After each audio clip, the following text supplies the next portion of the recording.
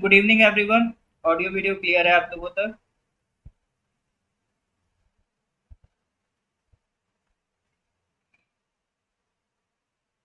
हाँ जी। तो जून का सर करंट अफेयर्स कर रहे थे। आज एट एनी कॉस्ट जून का करंट अफेयर्स हम लोग कंप्लीट कर लेंगे, ठीक है।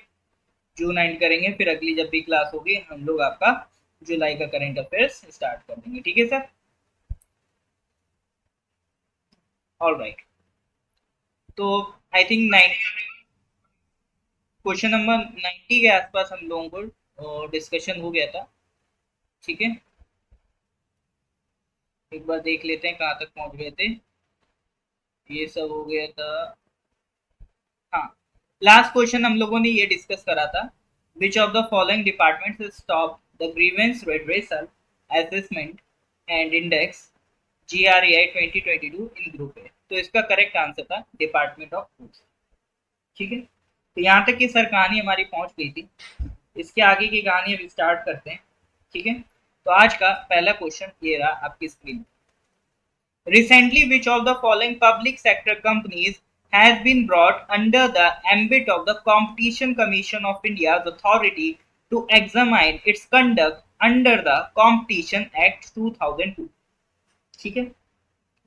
पब्लिक सेक्टर कंपनीज जो सरकारी कंपनीज होती हैं has been brought under the ambit of the Competition Commission of India's authority to examine its conduct under the Competition Act 2002।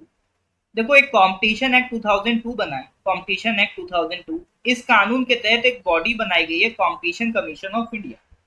इस बॉडी का काम क्या है? सर, इस बॉडी का काम ये है कि ये इंश्योर करना कि इंडिया में बिजनेस फेयर तरीके से चल रहा है कि नहीं चल रहा है। जैसे ऐसा माना जाता है कि बिजनेस फील्ड में जो बड़ी कंपनीज होती है वो छोटी कंपनीज को इजीली खा जाती है ना। वो लोग उनको परेशान करते हैं, कुछ इस तरह की पॉलिसीज बनाते हैं जिससे जो बिजनेस की पॉलिसीज हैं, जो बिजनेस का प्रोसीजर है वो फेयर नहीं रह जाता, जिससे जो छोटी कंपनीज है वो घाटा उठाती हैं। तो ऐसा ना हो, अगर कोई भी बिजनेस करने वाली दो कंपनीज हैं, एक छोटी है और बड़ी है, दोनों फेयर बिजनेस करें, उसके लिए कंपटीशन कमीशन ऑफ इंडिया बनाया गया। तो अभी एक पब्लिक सेक्टर कंपनी को इसके अंडर लाया गया है ताकि वो अभी चेक करेंगे कि हाँ, कि इस कंपनी ने कहीं ऐसा तो कुछ नहीं किया है जिससे इस फील्ड की छोटी छोटी कंपनीज को नुकसान हुआ हो, या उन्होंने कोई अनफेयर प्रैक्टिस तो यूज नहीं की। तो वो कौन सी कंपनी? हाँ जी सर, बताइए जरा। अरे अवेलेबल है या नहीं? कमेंट नहीं आ रहे हैं आप लोगों के? कमेंट रुके रुके चल रहे हैं। हाँ जी सर, प्रेजेंट हैं कि नहीं है? प्रेजेंट हैं तो गिव मी थम्स अप। लग नहीं रहा सर आप हैं। चलो, कुछ कुछ धीरे धीरे कमेंट आ रहे हैं।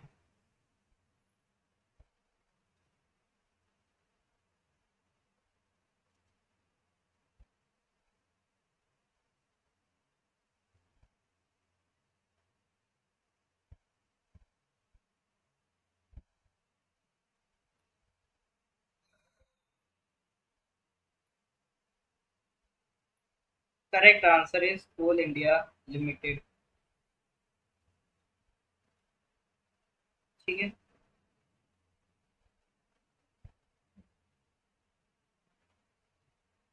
Correct answer is Coal India limited. तो Competition Commission of India is a statutory body of the Government of India responsible for enforcing the competition, ठीक है। पहले इसके लिए दूसरा कानून था, ठीक है। पहले जो कानून था उसका नाम था MRTP act, monopolies and restrictive trade practices act 1969। फिर इसको रिपील कर दिया गया और कॉम्पिटिशन एक्ट लाया गया on the recommendations of the Raghavan committee, ठीक है। तो अब ये एक्ट चेक करता है कि आपका जो भी काम है वो प्रॉपर हो रहा है कि नहीं हो रहा है। ये एंटी कॉम्पिटिटिव एग्रीमेंट्स को प्रोहिबिट करता है, ठीक है। ये चेक करता है कि फेयर तरीके से आपका बिजनेस काम कर रहा है कि नहीं कर रहा है इंडिया में। चलो next question, question number 93। Recently, the railway minister has allocated 153 crores for the Agartala Akhora railway project, ठीक है। ये आपका नॉर्थ ईस्ट कनेक्टिविटी के लिए इंपॉर्टेंट प्रोजेक्ट है। बांग्लादेश को नॉर्थ ईस्ट से जोड़ेगा, ठीक है। बांग्लादेश को त्रिपुरा वाले एरिया से ये रेलवे लाइन कनेक्ट करेगी। तो ये जो अगरतला से अखौरा की रेलवे लाइन है, अगरतला इज इन त्रिपुरा ये इंडिया की तरफ से है, अखौरा इज इन बांग्लादेश, ठीक है। तो ये जो अप्रोक्सीमेट लेंथ है रेलवे लाइन की, ये पूछ रहा है कितनी है। 153 करोड़ रेलवे मिनिस्ट्री ने इसके लिए एलोकेट किया है। That is your question number 93। हाँ जी सर, क्या लग रहा है क्या होना चाहिए क्वेश्चन नंबर 93 करेक्ट आंसर? क्या बात है, आज पता नहीं आप लोग कमेंट स्लो क्यों होते हैं, आज कमेंट थोड़े से स्लो लग रहे हैं। तो ये नॉर्थ ईस्ट डेवलपमेंट से रिलेटेड इंपॉर्टेंट है। नॉर्थ ईस्ट करंट अफेयर्स का एक इंपॉर्टेंट सवाल आप इससे कनेक्ट कंसीडर कर सकते हो, ठीक है।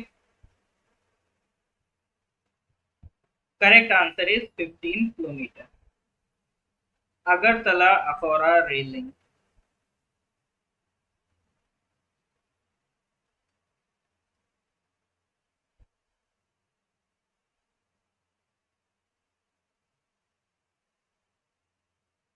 तो अगरतला त्रिपुरा में, अखौरा बांग्लादेश में would pave the way for the first train to run from the north eastern region to Bangladesh, ठीक है। तो ये अखौरा से अगरतला कनेक्ट होगी। तो इसमें दो हिस्सों में रेलवे लाइन पड़ेगी, एक तो अखौरा से ये बॉर्डर तक और फिर बॉर्डर से अगरतला तक, ठीक है। तो इसमें दो मिनिस्ट्रीज फंड कर रही हैं। जो इंडियन पार्ट में, यानी इंडियन पार्ट या बोल रहा north eastern part of India में जो रेलवे लाइन है, अगरतला में जो रेलवे लाइन है, उसको फंड कौन करेगी? Ministry of development of north east region, donor ministry of development of north east region will bear the cost of 5.46 kilometre track on the Indian side. और जबकि जो बांग्लादेश के साइड का ट्रैक है, उसका कॉस्ट कौन देगा? वो मिनिस्ट्री ऑफ एक्सटर्नल अफेयर्स देगी। बाकी का जो 10.6 किलोमीटर का ट्रैक है, उसका कॉस्ट कौन देगा? मिनिस्ट्री ऑफ एक्सटर्नल अफेयर्स देगी। तो ये बेसिकली एक इंपॉर्टेंट आपका रेलवे लाइन होगी जो बांग्लादेश को नॉर्थ ईस्ट से कनेक्ट कर देती है, ठीक है। चलो नेक्स्ट क्वेश्चन पे आते हैं, question number 94। Recently who amongst the following has been awarded the Bal Sahitya Puraskar 2023 in Hindi language? Dheeraj Bismil, Atul Kumar Rai, Suryanath Singh, sorry इसमें दो ऑप्शन एक ही होगा, ठीक है। ये मैं ठीक करवा दूंगा, एक ऑप्शन चेंज करवा दूंगा क्वेश्चन नंबर 94 में। Who amongst the following has been awarded the Bal Sahitya पुरस्कार, बाल साहित्य पुरस्कार। हाँ, तो इसमें सी लगा दो, डी लगा दो, एक ही बात है। तभी बाल साहित्य पुरस्कार किसको मिला है? ये मिला है आपका सूर्यनाथ सिंह को मिला, ठीक है। Correct answer is Suryanath Singh. Question number 95। What is the rank of India in the recently released 2023 Global Competitiveness Index, published by the International Institute for Management Development? What is the rank of the India in the recently released 2023 Global Competitiveness Index, published by the International Institute for Management Development? 43rd, 37th, 40th, 32nd.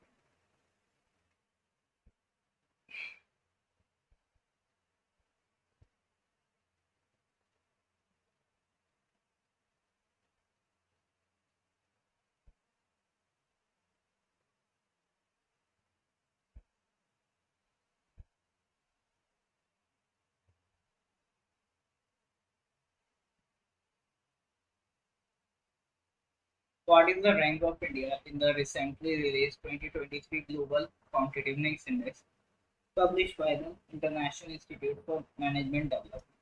ठीक है, important rank है। देखो एक आती global competitive report, that is different, वो world economic forum launch करता है। ये ग्लोबल कॉम्पिटिटिवनेस इंडेक्स है, ठीक है। ये आईएमडी मतलब इंस्टीट्यूट फॉर मैनेजमेंट डेवलपमेंट ये लॉन्च करता है, ठीक है, पब्लिश करता है। तो इसमें इंडिया की रैंक कितनी है? 40th रैंक है। पिछली बार 43rd रैंक थी, तो तब से अभी तक हमने इसको इम्प्रूव किया। टॉप 3 स्पॉट किसको मिले हैं? डेनमार्क, आयरलैंड और स्विट्जरलैंड, ठीक है। Next question number 96, Nandi portal से रिलेटेड है। Which of the following ministries has launch the Nandi portal? Nandi की फुल फॉर्म अगर हम बात करें तो एनओसी अप्रूवल्स, एनओसी बोले तो no objection certificate approvals for new drugs and inoculation system, ठीक है। तो इनमें से कौन सी मिनिस्ट्री ने नंदी पोर्टल लॉन्च किया है?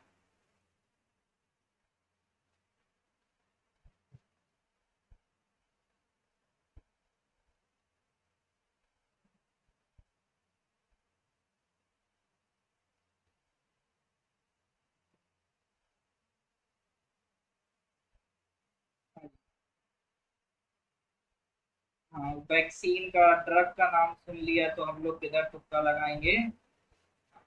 ये एक्चुअली सवाल ऐसा था ना, अगर मैं इसमें मतलब क्या कहते हैं फुल फॉर्म नहीं देता ना, फुल फॉर्म नहीं देता तो शायद आप करेक्ट कर देते। तो फिर आप सोचते नंदी। नंदी एक गाय को कहते हैं। फिर गाय से आप चले जाते मिनिस्ट्री ऑफ एनिमल हस्बेंड्री में। ठीक है। लेकिन चूंकि फुल फॉर्म में आगे ड्रग्स, तो ड्रग्स से तो सर दो ही हो सकते हैं, केमिकल फर्टिलाइजर या हेल्थ। जानवरों को तो ड्रग्स लगते ही नहीं है सर, उनको कहाँ वैक्सीन दी जाती है। तो अपन ने खट से तुक्का लगा दिया ऑप्शन बी, और वो हो गया आपका गलत। मैं सोच रहा था फुल फॉर्म रखूं कि ना रखूं, लेकिन मैंने सोचा रख लेता हूँ, मजा आएगा, एक साथ सब गिरेंगे। तो वही हुआ, सबका गलत है। Correct answer is ministry of fisheries animal husbandry and dairy. ठीक है।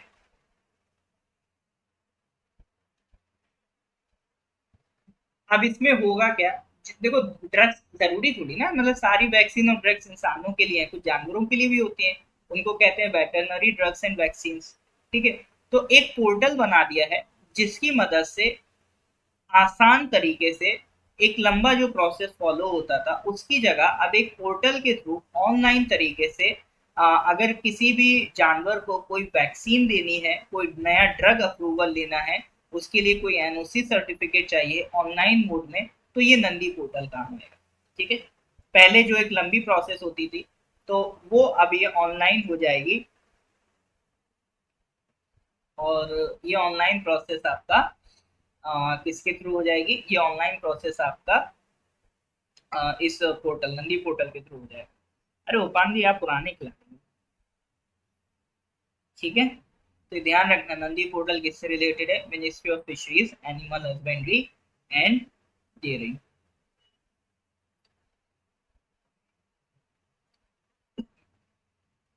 Question number 97. Recently, Google has announced to open its global fintech operations center in which of the following cities in India? Fintech मतलब जो finance and technology के operation होते हैं, जैसे आपका मान लो जैसे गूगल का यूपीआई चल रहा है ना, गूगल गूगल पे चल रहा है, तो गूगल पे क्या है, एक फिनटेक कंपनी, एक फिनटेक ऑपरेशन है। तो जैसे ये जो आपका पेमेंट कंपनीज है ना, ये आपका ग्रो ऐप है, मतलब ये आपका कुबे, मतलब जो भी आपका फाइनेंशियली आपके पैसे को इधर से उधर करते हैं, या फिर जो फाइनेंस से रिलेटेड कंपनीज हैं, उन सबको हम क्या कहते हैं, फिनटेक कंपनीज। ठीक है। तो और इन सब में जो काम होता है उसको कहते हैं फिनटेक ऑपरेशन। तो अपना एक फिनटेक ऑपरेशन सेंटर ओपन कर रहा है गूगल। कहाँ कर रहा होगा ये सिटी, अभी हम लोगों ने अभी न्यूज में पढ़ी भी थी कुछ टाइम पहले करंट अफेयर्स में, तो that is your gift city Gujarat. तो गिफ्ट सिटी गुजरात में गूगल अपना ग्लोबल फिनटेक सेंटर लेके आ रहा है। ठीक है। तो जो भी अराउंड द वर्ल्ड वो फाइनेंशियल टेक्नोलॉजी के ऑपरेशंस कर रहे हैं, उसको सपोर्ट करने के लिए एक सेंटर बनाएंगे वो इंडिया में। ठीक है।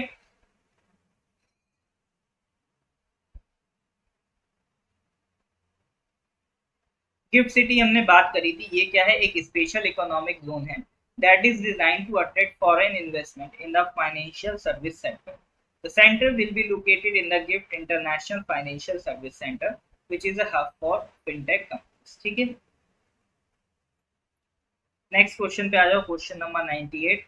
Recently, Kalpi handmade paper of which of the following states has received the GI tag? Karnataka, Uttar Pradesh, Manipur, West Bengal. Recently, Kalpi handmade paper of which of the following states has received the GI tag? Karnataka, Uttar Pradesh, Manipur, West Bengal.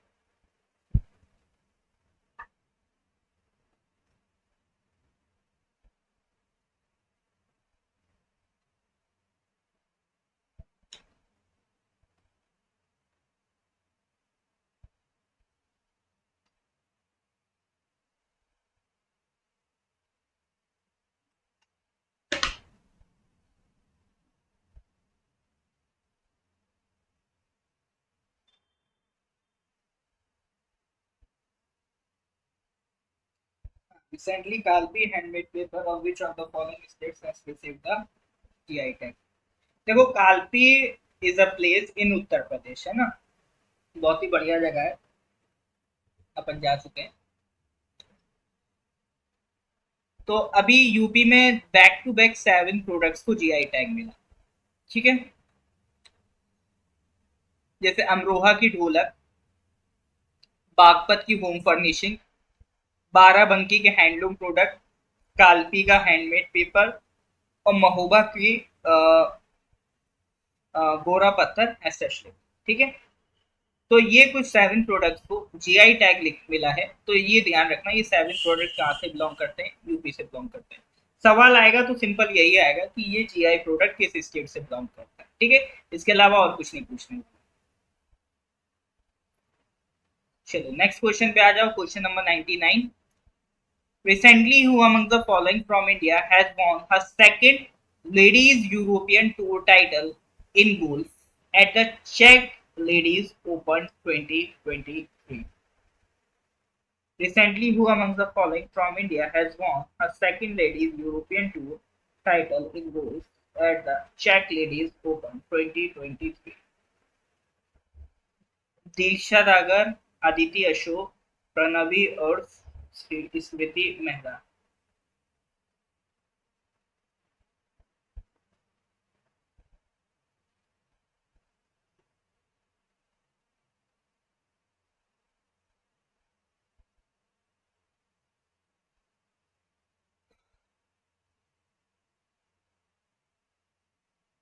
Recently, who among the following from India has won a second Ladies European Tour in title in golf at the Czech Ladies Open 2023?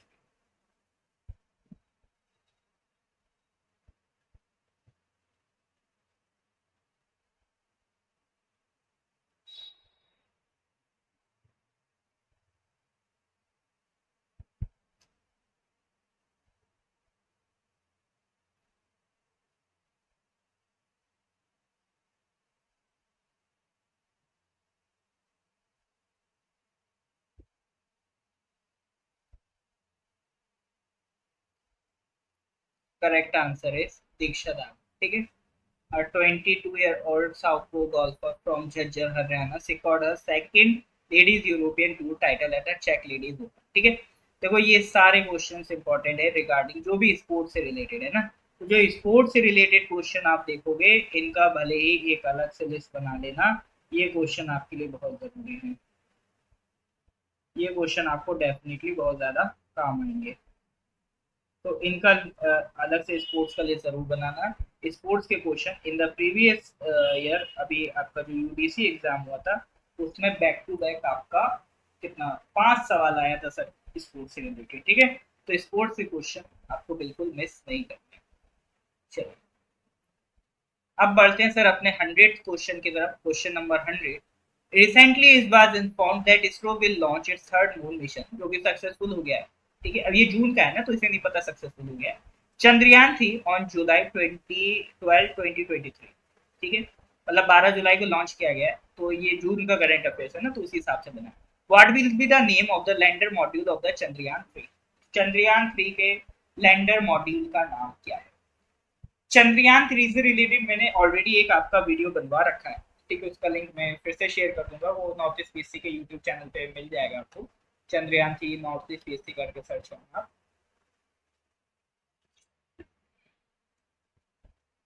तो उसमें जो lander module है चंद्रयान 3 का, उसका नाम क्या है? ये मतलब ये तो बिल्कुल मतलब आप कह सकते हो खाता खोलने वाला सवाल है। ठीक है, ये गलत नहीं होना चाहिए। विक्रम, प्रज्ञान, कलाम या Param? The father of Indian space programme, Vikram Sarabhai के नाम पे इसका नाम रखा गया है विक्रम। ठीक है, चलिए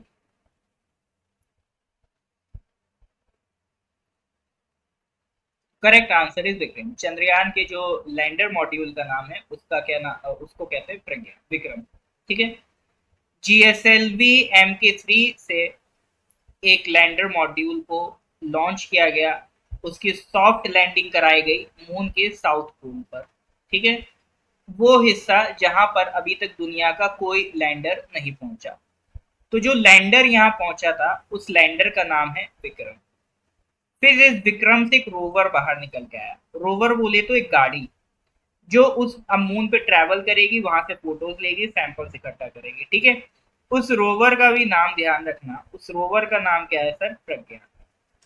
ठीक है। मिशन आपका 14 जुलाई को लॉन्च हुआ और 23 अगस्त को वहां पर लैंड कर गया। तो रोवर का नाम भी ध्यान रखना, अगर लैंडर का नाम पूछ सकता है विक्रम, तो रोवर का भी नाम पूछ सकता है प्रज्ञा। हाँ जी, क्लास तो चल रहा है। The sixth payload on the Vikram lander and rover Pragyan remain the same as the Chandrayaan 2 mission. मतलब जो चंद्रयान 2 पे आपका विक्रम लैंडर और रोवर प्रज्ञान भेजा गया था, नाम एज इट इज इसका भी सेम रखा गया। ठीक है, चलो। तो ये हो गए आपके टोटल 100 क्वेश्चन अभी तक। अब 4 क्वेश्चन और हैं, उसको भी कर लेते हैं। ठीक है।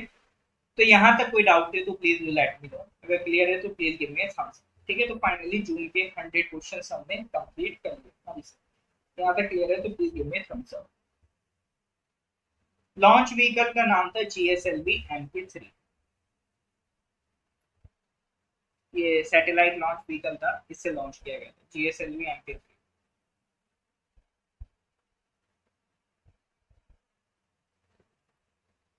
चलो, ये हो गया क्वेश्चन नंबर 100। नेक्स्ट आते हैं sir question number 101। Recently seen in news, what is the name of the Indian submersible vehicle which is being developed under the Deep Ocean Mission? देखो, जैसे हमने चंद्रयान मिशन करा, आने वाले दिनों में हम गगनयान मिशन करने वाले हैं, आदित्य एल्बन मिशन करने वाले हैं, ये तो इसरो के मिशन है। उसके अलावा देखो DRDO भी काफी मेहनत कर रहा है, अच्छी अच्छी मिसाइल्स वगैरह डेवलप कर रहा है। साथ ही साथ अब हम लोग डीप ओशन मिशन को भी कर रहे हैं। ठीक है, तो ये डीप ओशन मिशन में कई बार आपका बता चुका हूँ, इसके ऊपर मैंने एक अलग से वीडियो भी बनाई थी, वो आपको नॉर्थ ईस्ट पीसी के यूट्यूब चैनल पे भी मिल जाएगी, फेसबुक पेज पे भी मिल जाएगी, बहुत पहले बनाई थी। ठीक है, तो ये अभी deep ocean ocean ocean motion mission में इसमें कोई भी डेवलपमेंट होता है ये न्यूज में आ जाता है, तो एक बार फिर से न्यूज में आया तो इसको हम फिर से पढ़ेंगे। तो इसमें जो गाड़ी है डीप ओशन मिशन में क्या है, समंदर के डीप इनसाइड जो मिनरल्स होते हैं उसकी खोज करने के लिए हम लोग एक गाड़ी भेजेंगे, उसमें इंसान बैठा होगा। ठीक है, उस गाड़ी का नाम क्या है, which is developed under the deep ocean mission. तो गाड़ी का नाम ध्यान रखना, मत्स्य 6000। गाड़ी का नाम क्या है सर? मत्स्य 6000। ठीक है, तो ये डीप ओशन मिशन लॉन्च किया जाएगा to explore and exploit the abundant resources of the ocean. Ocean के अंदर जो भी पॉलीमेटेलिक नोड्यूल्स हैं, जो भी इंपॉर्टेंट मिनरल्स हैं, उसकी खोज के लिए ये डीप ओशन मिशन लॉन्च किया जाएगा। और ये जो व्हीकल इसमें जाएगा, उस व्हीकल का नाम है मत्स्य। मत्स्य का मतलब होता है मछली। मत्स्य 6000 उस व्हीकल का नाम है। ठीक है, इंपॉर्टेंट है, अगर क्वेश्चन बनते हैं तो इसी तरह के मजेदार बनते हैं। नेक्स्ट क्वेश्चन पे आ जाओ, question number 102। Who among the following has launch the Sagar Samajik Sahyog new guidelines for CSR।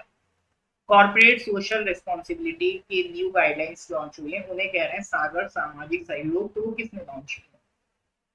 देखो, कॉर्पोरेट सोशल रिस्पॉन्सिबिलिटी क्या होती है, ये कंसेप्ट डेवलप किया गया कि जैसे कंपनीज हैं, कंपनी सरकार को टैक्स तो देती हैं, टैक्स देने के बाद कहा जाता है कंपनी से कि देखो भाई, तुम इस देश से इतना पैसा कमा रहे हो, ठीक है, पैसा तो तुम देश से ही कमा रहे हो, तो इस देश को भी तो कुछ दो ना सर, देश के लिए भी आपका कुछ फर्ज बनता है कि नहीं बनता है। तो कंपनी से कहा गया कि आप अपने प्रॉफिट का 2% पैसा CSR में खर्च करोगे। कॉर्पोरेट सोशल रिस्पॉन्सिबिलिटी मतलब आप सोसाइटी के लिए कुछ भले का काम करोगे, यानी आप उस प्रॉफिट के 2% का पैसा या तो किसी NGO को दे दो जो सोशल वर्क करता हो, या आप अपनी तरफ से किसी गरीब बच्चे को सपोर्ट कर दो, उनका स्कूल चला दो, उनका एजुकेशन फंड कर दो। ठीक है, तो ये सब क्या रहते हैं, एक कॉर्पोरेट कंपनी की सोशल रिस्पॉन्सिबिलिटी है। इससे गवर्नमेंट को भी थोड़ा सा हेल्प मिल जाता है। ठीक है, सोशल वर्क कंपनी से करवा रही है सरकार। ठीक है, तो ये CSR के लिए कुछ आपका नई गाइडलाइंस लॉन्च की गई हैं, और वो किसने की हैं? श्री सर्बानंदा सोनोवाल जी, जो हमारे मिनिस्टर हैं शिपिंग वाटर बेस के। ठीक है,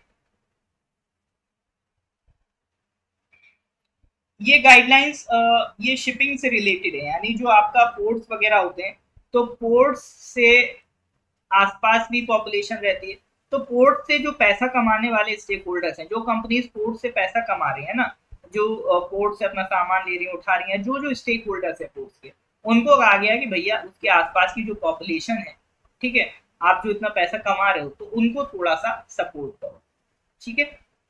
Each major port shall prepare a CSR plan for every financial year and integrate its CSR in the business plan with the social and environmental concern related to the business of the entity. तो ये आसपास के port की development से related, वहाँ के environment के concern से रिलेटेड ये सारी चीजें, उसके लिए गाइडलाइंस है, सागर सामाजिक सहयोग वो बनाई गई, ठीक है। सीएसआर की बात करें, it is the responsibility of the corporations operating within society to contribute towards economic, social, and environmental development that creates a positive impact on society at large. ठीक है। कंपनीज एक्ट 2013 में इसको इंट्रोड्यूस किया गया था और इंडिया पहली country है to mandate and quantify CSR expenditure. मतलब ऐसा नहीं कि अपनी श्रद्धा के हिसाब से पैसा दे देना, पैसा भी फिक्स कर दिया है कि every financial year at least 2% of their average net profits generated during the 3 immediately preceding financial years। यानी पिछली 3 सालों में जो भी आपने प्रॉफिट जनरेट किया उसका एवरेज निकालो और उस एवरेज का 2%, मिनिमम 2% आपको सीएसआर में खर्च करना है, ठीक है। तो उसके लिए क्राइटेरिया भी बना दिए कि नेट वर्थ 500 करोड़ से ऊपर हो तब, या फिर टर्नओवर 1000 करोड़ से ऊपर हो तब, या फिर नेट प्रॉफिट आपका 5 करोड़ या उससे ज्यादा, ठीक है। तो इसकी कुछ कंडीशन है, ये सब याद रखने की जरूरत नहीं, बस इतना ध्यान रखना हिंदुस्तान एक पहली कंट्री है जिसने अपने एक कानून में इस तरह की रिस्पॉन्सिबिलिटी को मैंडेटरी करा है और क्वांटिफाई भी करा है। मतलब ऐसा नहीं कि श्रद्धा अनुसार जितना वो कर देना, मिनिमम 2% आपको करना, ठीक है। So that is about corporate social responsibility. Coming to the next question, question number 103. Recently, which of the following institutions has secured 149th rank in the QS World University Ranking 2024? QS World University Ranking 2024 में इनमें से किस university ने 149th rank secure की थी? IIT Bombay, Delhi, IISc Bengaluru या IIT Kharagpur? बताइए।